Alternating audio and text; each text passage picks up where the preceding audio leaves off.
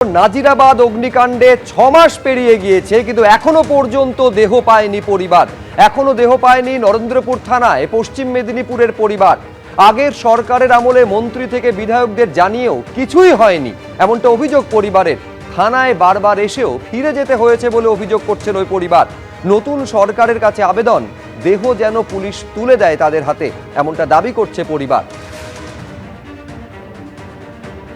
নাজিরাবাদের মর্মান্তিক অগ্নিকাণ্ডের ঘটনায় একাধিক মানুষের মৃত্যু হয়েছে।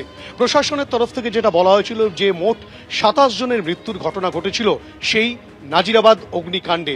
দুটি গোডাউনে, একটি মোমো গোডাউন এবং একটি ডেকোরেটসের গোডাউনে আটকা পড়ে মৃত্যু হয়েছিল 27 জনের। সেই 27 জনের মৃত্যুর পর দেহগুলি কোন পরিবারের সেটা পুলিশ নিশ্চিত হতে পারছিল না। সেই কারণে ডিএনএ স্যাম্পল কালেক্ট করা হয় একাধিক পরিবারের তরফ থেকে, এবং সেই ডিএনএ স্যাম্পল কালেক্ট করার পর ডিএনএ পরীক্ষার পর বেশ কিছু পরিবারের হাতে দেহাংশ বা দেহাবশেষ তুলে দেওয়া হলেও একাধিক পরিবার কিন্তু এখনো পর্যন্ত রয়েছেন যারা কিন্তু তাদের পরিবারের সদস্যদের দেহ পাননি। পুলিশের তরফ থেকে তাদেরকে কোনো রকম সহযোগিতা করা হচ্ছে না, তেমনটা অভিযোগ।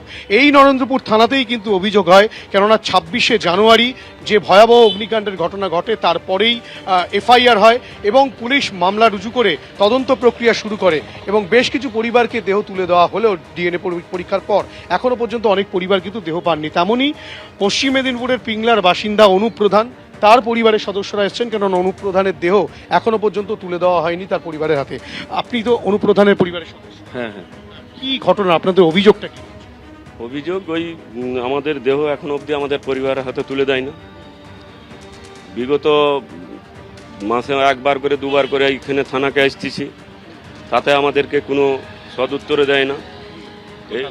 এই নরেন্দ্রপুর থানাকে এই এসছে ওই আসছে, কোনো তার কোনো পাওয়া যাচ্ছে না। এবারে আজকে আবার আসছি। 26 তারিখ তো ঘটনা ঘটেছিল, তারপরে কি আপনাদের থেকে ডিএনএ স্যাম্পল কালেক্ট? হ্যাঁ, ডিএনএ কালেক্ট করেছিল, ব্লাড হচ্ছে 27 তারিখ।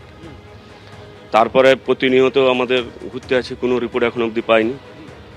আজকে আমরা আসছি থানাকে, কি বলছে শুনবো।